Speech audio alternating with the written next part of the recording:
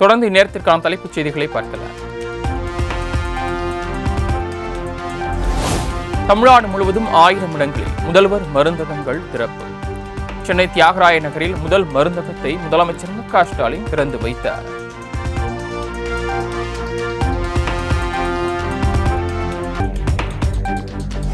கல்வியும் மருத்துவமும் தான் திராவிட மாடல் அரசின் இரு கண்கள் என முதலமைச்சர் மு.க. ஸ்டாலின் பெருமிதம். மருந்துகளை அதிக விலை கொடுத்து வாங்கும் நிலையை மாற்றுவதற்கே முதல்வர் மருந்தகங்கள் திறப்பு எனவும் பேச்சு.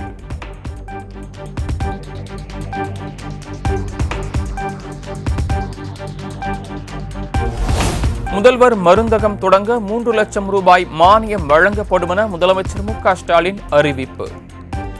முதல்வர் மருந்தகம் மூலம் 1000 பேருக்கு வேலை வாய்ப்பு கிடைத்துள்ளதாகவும் பெருமிதம்.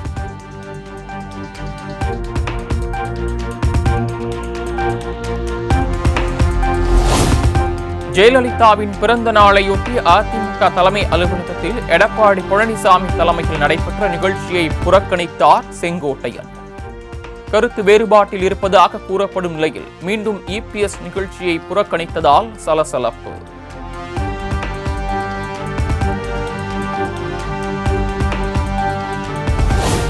ஆடும் ஓநாயும் ஒன்று சேர முடியாது என்ற எடப்பாடி பழனிசாமியின் கருத்துக்கு செங்கோட்டையன் மழுப்பலான பதில். அவரே தெரிவித்துவிட்டார், அவரிடமே கேட்டுக் கொள்ளுங்கள் என தெரிவித்து சென்ற செங்கோட்டையன்.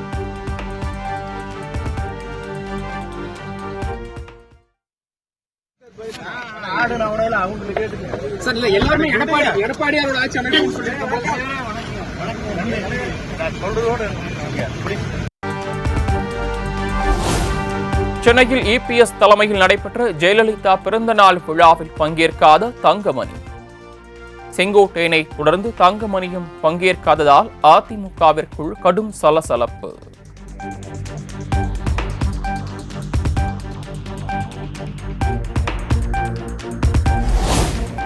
அதிமுக தொடர் தோல்விக்கு ஒற்றை தலைமை வேண்டுமென அடம் பிடிப்பவர்கள் பதில் சொல்ல வேண்டும். எடப்பாடி பழனிசாமி தலைமை மறைமுகமாக சாடினார் ஓ. பன்னீர்செல்வம். வஞ்சனை, நம்பிக்கை துரோகம் இவைகளெல்லாம் யாரால் அரசியல் அரங்கேற்றப்பட்டது என்பதையும் அதற்கு பின்னாலே 11 தேர்தல்களிலும் அது உள்ளாட்சி ஊரக உள்ளாட்சி தேர்தலாக இருந்தாலும் சரி, சட்டமன்ற தேர்தலாக இருந்தாலும் சரி, நாடாளுமன்ற தேர்தலாக இருந்தாலும் சரி, அத்துணை தேர்தலும் கழகம் தோல்வியைத்தான் சந்தித்தது என்பதையும் இவை எல்லாவற்றிற்கும் காரணம் ஒற்றை தலைமைதான் வேண்டுமென்று அடம்பிடித்து அதை ஏற்றுக்கொண்டவர்கள்தான் பதில் சொல்ல வேண்டும்.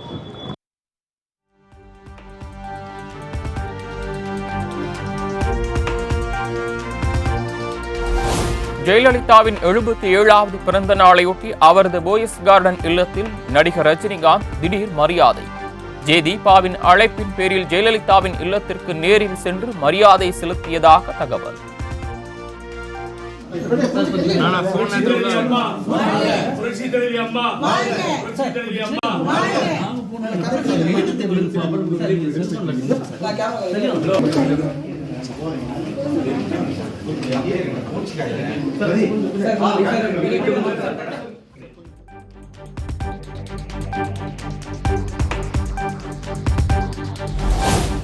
சிறந்த தேசியவாதியாக திகழ்ந்த ஜெயலலிதா மக்கள் நலனுக்காக பல்வேறு திட்டங்களை செயல்படுத்தியவர் என அண்ணாமலை புகழஞ்சலி.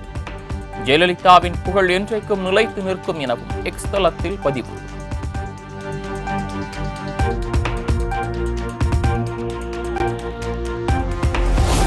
நாங்கள் சாதிவாரி கணக்கெடுப்பு வேண்டும் என கேட்கவில்லை, சாதிவாரி சர்வே எடுங்கள் என்றுதான் கேட்கின்றோம். வன்னியர் சங்கம் சார்பில் நடைபெற்ற மாநாட்டில் பாமக தலைவர் அன்புமணி ராமதாஸ் பேச்சு.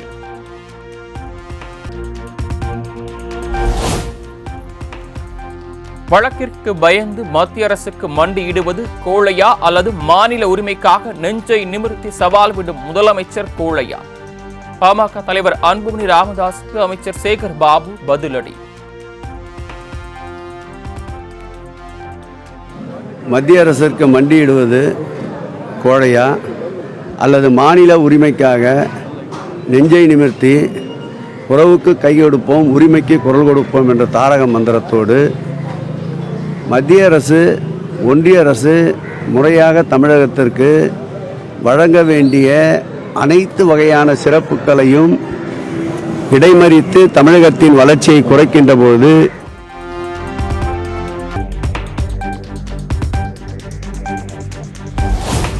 பாவூர் சத்திரம் ரயில் நிலைய ஹிந்தி எழுத்துக்களை கருப்பு மையால் அழித்து திமுகவினர் ஆர்ப்பாட்டம்.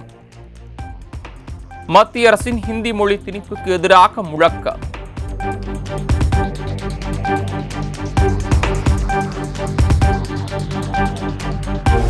காங்கிரஸ் முன்னணி தலைவர்களை விமர்சித்தால் கடும் நடவடிக்கை எடுக்கப்படும் என செல்வ பெருந்தகை எச்சரிக்கை.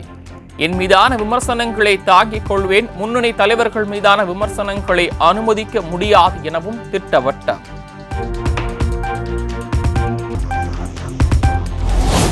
சர்வாதிகாரம், எதேச்சதிகாரம், பாசிசம் ஒருபோதும் வெற்றி பெறாது. கல்வியில் அரசியல் செய்வது தமிழ்நாடு அரசு அல்ல, மத்திய அரசுதான் என முத்தரசன் விளாசல்.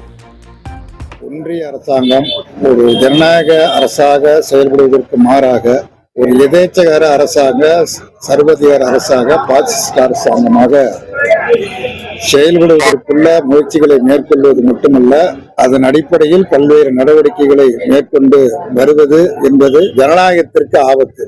பாசிசமாகட்டும், சர்வதிகாரமாகட்டும், எதேச்சகாரமாகட்டும் ஒருபோதும் வெற்றி வராது.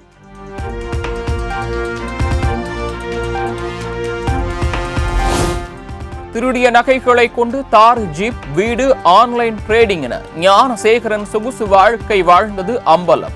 இதுவரை 165 சவரன் நகைகளை பறிமுதல் செய்துள்ள போலீசார் மேலும் 130 சவரன் பறிமுதல் செய்யும் பணியில் மும்முரம்.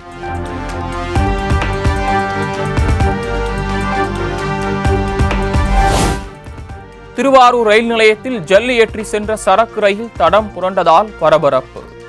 ரயில்வே அதிகாரிகள் விரைந்து செயல்பட்டு ரயில் செய்ததால் ரயில் போக்குவரத்து சீரானதாக தகவல்.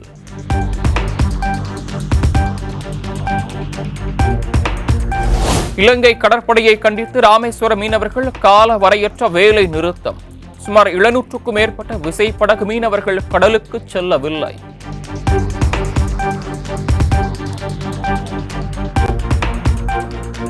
சென்னையில் 22 கேரட் ஆபரண தங்கத்தின் விலை சவரனுக்கு 80 ரூபாய் உயர்ந்து 64,440க்கு விற்பனை. 1 கிராம் 8,055க்கு விற்கப்படுகிறது.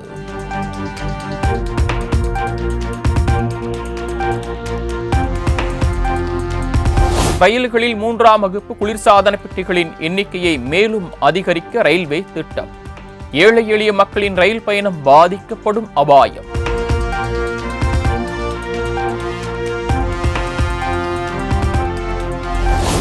அமெரிக்காவை இந்தியா நன்றாக பயன்படுத்திக் கொள்கிறது.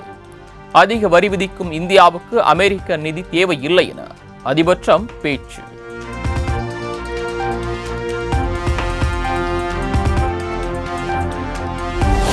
இந்தியாவில் வாக்கு சதவிகிதத்தை அதிகரிப்பதற்காக அமெரிக்க நிதி பயன்படுத்தப்படவில்லை.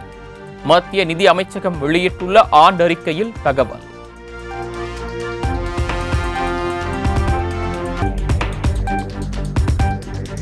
அமெரிக்காவில் இருந்து டெல்லி புறப்பட்ட விமானத்திற்கு வெடிகுண்டு மிரட்டல். 214 பேர் சென்ற விமானம் இத்தாலியில் தரையிறக்கம்.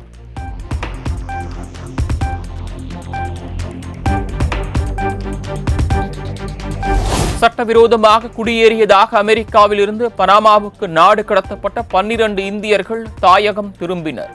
விமானம் மூலம் டெல்லி வந்தடைந்தனர்.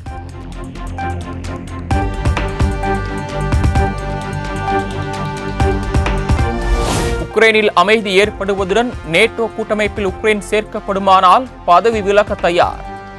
உக்ரைனில் தேர்தல் நடத்தப்பட வேண்டும் என ட்ரம்ப் தெரிவித்திருந்த நிலையில் அதிபர் ஜெலன்ஸ்கி அறிவிப்பு.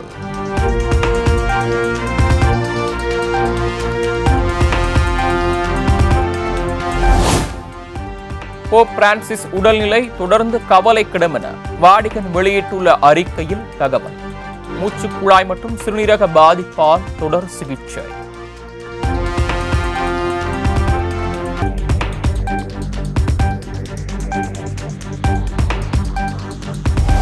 சாம்பியன்ஸ் டிராபியில் பாகிஸ்தானுக்கு எதிரான போட்டியில் வெற்றி பெற்ற இந்திய அணிக்கு முதலமைச்சர் மு.க.ஸ்டாலின் வாழ்த்து.